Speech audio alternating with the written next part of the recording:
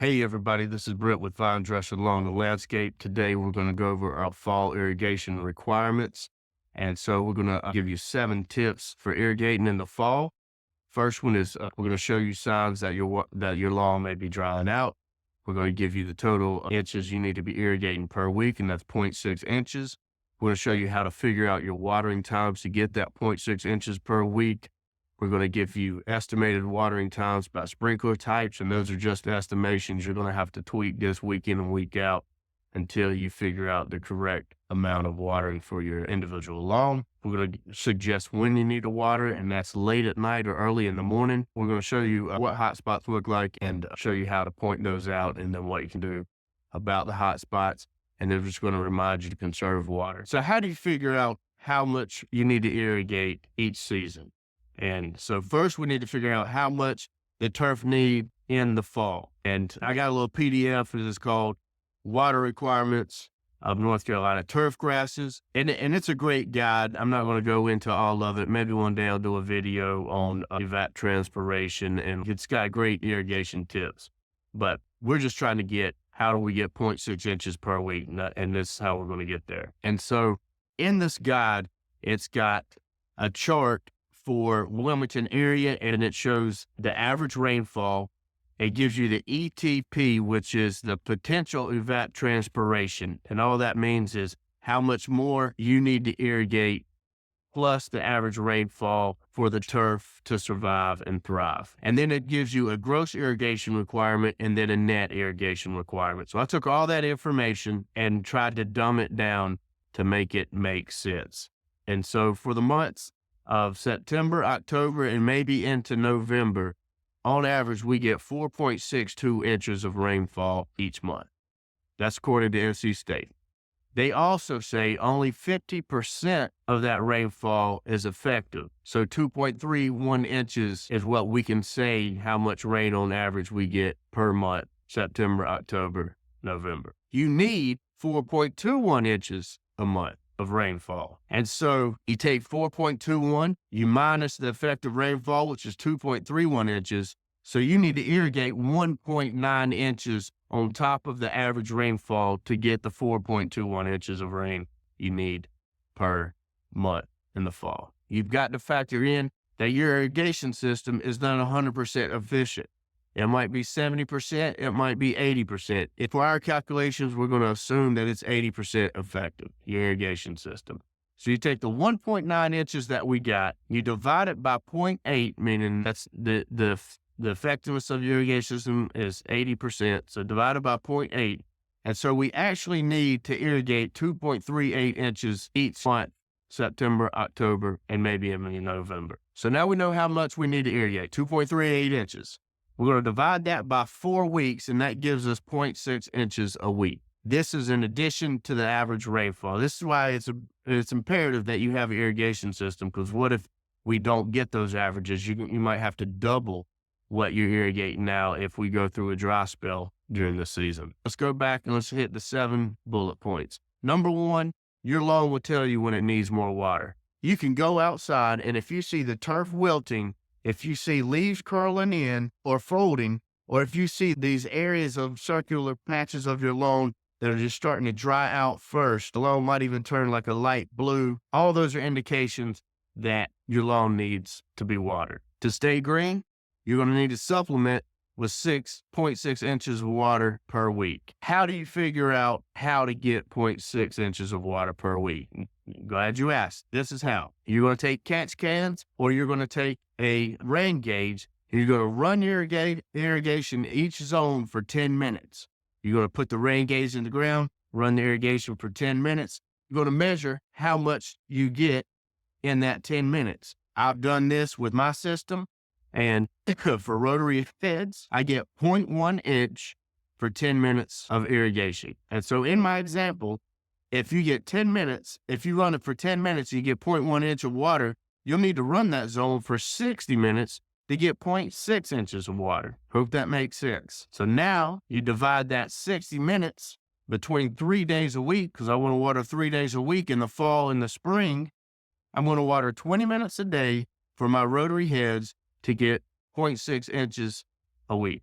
20 minutes a day, 3 days a week, 6 inches, and then the average rainfall will do the rest. Now, if you go into a period where it rains, like we just had 4 inches in one day here in Wilmington, 18 inches in Carolina Beach, you won't have to irrigate for the rest of the week. I've actually shut my irrigation off, and I'll cut it back on once the lawn dries out, probably next week. Now, I'm going to give you average run times per sprinkler type. Keep in mind, these are averages and only an estimate.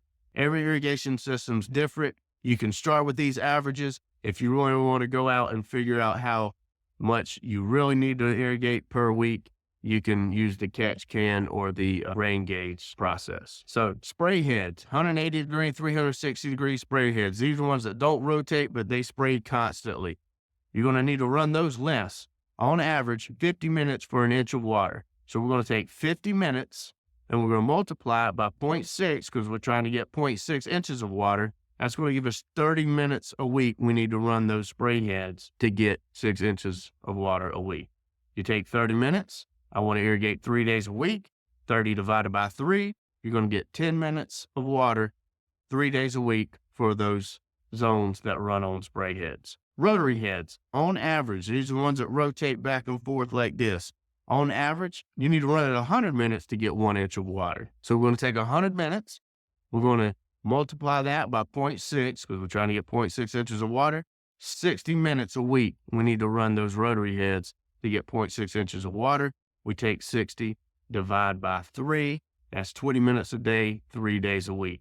MP rotor heads, are the exact same. 100 minutes for an inch of water. So 100 minutes times 0.6 inches equals 60 minutes a week, divided by 3 days a week, 20 minutes a day, 3 days a week, early in the morning, you get 0.6 inches of water. To recap, spray heads, 10 minutes a day, 3 days a week.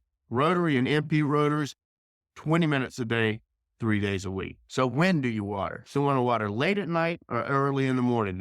Less wind, you're going to get better coverage, and you're going to give the whole day to dry out. NC suggests anywhere from 10 p.m.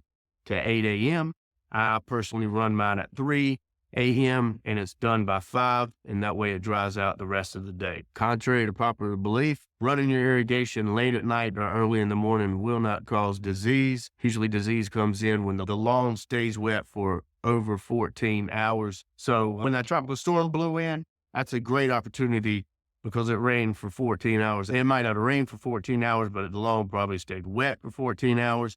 And so that's a great opportunity for disease to grow. But late at night, early in the morning, it's not going to really affect your lawn disease-wise because it actually is going to give it more time to dry out. So coverage issues are a big watch out for homeowners. We call these hot spots. And these are areas of your lawn that everything else will look great. You might have areas that are drying out first. Those are hot spots. You're going to have to pay special attention to them.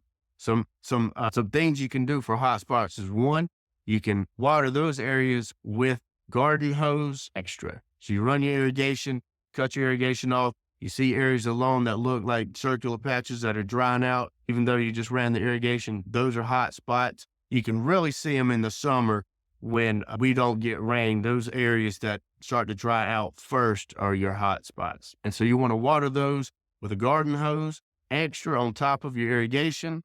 You might want to go to Home Depot or Lowe's and get those little 4-pronged aerators that you can just stand on and poke holes in the ground, poke holes in it, water, water, water, poke holes in it, water, water, water. You can get some Carbon Pro G also, and that'll help for water retention or a moisture manager. You know, at Site 1, you just say, I think Lasco makes one, it's called Lasco Moisture Manager, and it just helps the soil retain water.